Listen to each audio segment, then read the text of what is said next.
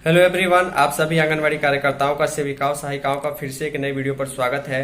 एक बहुत बड़ी जानकारी जो है, आंगनवाड़ी केंद्रों पर जो चावल का आवंटन होता है उसके लिए प्रथम त्रैमासिक यानी कि पहली तिमाही, वित्तीय वर्ष 2024-25 की पहली तिमाही जो है वो अप्रैल, मई और जून महीना को कहा जाता है। इन 3 महीनों के लिए आंगनवाड़ी केंद्र पर चावल आवंटन के संबंध में बिहार के कटिहार जिले के एक परियोजना से बहुत बड़ी कार्रवाई के संबंध में खबर निकल कर सामने आ रही है कि इस चावल की कालाबाजारी में वहां की सीडीपीओ, उसके साथ ही 3 अन्य पर एफआईआर दर्ज की गई है। यानी कि मामला सत्य पाया गया। इसकी खबर मैंने पहले कवर किया हुआ था कि किस प्रकार वहां पर जो है आंगनवाड़ी केंद्र के लिए जो चावल मिला हुआ था उसको पश्चिम बंगाल भेजा जा रहा था, लेकिन ग्रामीणों ने उसे पकड़ लिया। इसके बाद जो है प्रशासनिक अधिकारियों के द्वारा सीडीपीओ समेत 3 लोगों पर कार्रवाई की गई है। चलिए डिटेल में आगे आपको दिखाते हैं। आपको हाल फिलहाल में अप्रैल, मई, जून के लिए चावल मिला है नहीं मिला है, कमेंट कर सकते हैं।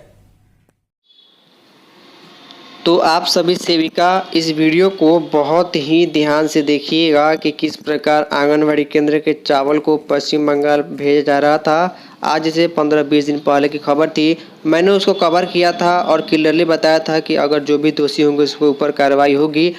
इसके ऊपर अधिकारियों ने कार्रवाई शुरू कर दी है। देखिए, शीर्षक है कि चावल की कालाबाजारी को ले सीडीपीओ समेत 3 पर प्राथमिकी दर्ज कराई गई है।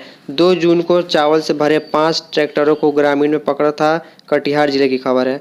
जी हां, आंगनवाड़ी सेंटर के लिए लाभार्थियों के लिए जो चावल ऑफिस में भेजा जाता है, गोदाम में भेजा जाता है, उस चावल को वो दूसरी जगह कालाबाजारी के लिए भेजा जा रहा था। हालांकि ग्रामीणों ने पकड़ लिया और इस चावल को वितरण में किया गया, लेकिन आखिर कालाबाजारी करने का प्रयास क्यों किया गया, इसके संबंध में जो है अब कार्रवाई शुरू हो चुकी है। लिखा गया वित्तीय वर्ष 2024-25 के प्रथम तिमाही। प्रथम तिमाही का मतलब होता है कि वित्तीय वर्ष 2024-25 अप्रैल से शुरू हुआ, तो अप्रैल, मई और जून ये 3 महीने जो है वो प्रथम तिमाही के कहे जाते हैं।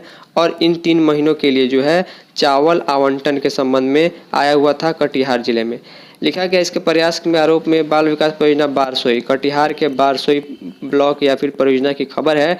यहाँ की सीडीपीओ अनिता कुमारी के विरुद्ध गुरुवार को आबादपुर थाने में एक एफआईआर दर्ज कराया गया है। डीपीओ किसलय शर्मा के आबादपुर थाना में दिए गए आवेदन के बाद सीडीपीओ बारसोई को मुख्य आरोपित बनाया गया है। मामले में 2 और लोगों, पैक्स अध्यक्ष बेलवा पंचायत तैयब, उनकी पत्नी इशरत जहां को जो आंगनबाड़ी सेविका है, इन दोनों पर ही प्राथमिकी दर्ज कराई गई। यानी कि आंगनबाड़ी सेविका और उनके हस्बैंड के ऊपर भी जो है ये जो है प्राथमिकी दर्ज कराई गई, एफआईआर की गई है कि इन लोगों को मिली भगत से ये चावल बेचा जा रहा था या फिर कालाबाजारी की जा रही थी। दर्ज एफआईआर में डीपीओ किसलय शर्मा ने कहा है कि 2 जून 2024 को प्रखंड के बेलवा पंचायत अंतर्गत नया टोला बेलवा ग्राम में चावल से भरे कुल 5 ट्रैक्टरों को ग्रामीणों ने पकड़ा था। इसकी सूचना प्रशासन को दी थी। मौके पर पहुंचकर बीडीओ बारसोई हरिओम शरण ने चावल और ट्रैक्टरों को जब्त कर उसे आबादपुर थाने को सुपुर्द कर दिया था। इसके बाद जब्त चावल को अनुमंडल पदाधिकारी बारसोई दीक्षित स्वेतम की देखरेख में बारसोई प्रखंड की सेविकाओं को वितरित किया गया। सबसे राहत की बात यह है कि जो चावल कालाबाजारी का प्रयास किया गया वो पकड़ा गया और सेविकाओं को दे दिया गया। ये राहत की बात, ये मैंने कवर की थी कि चावल दे दिया गया है।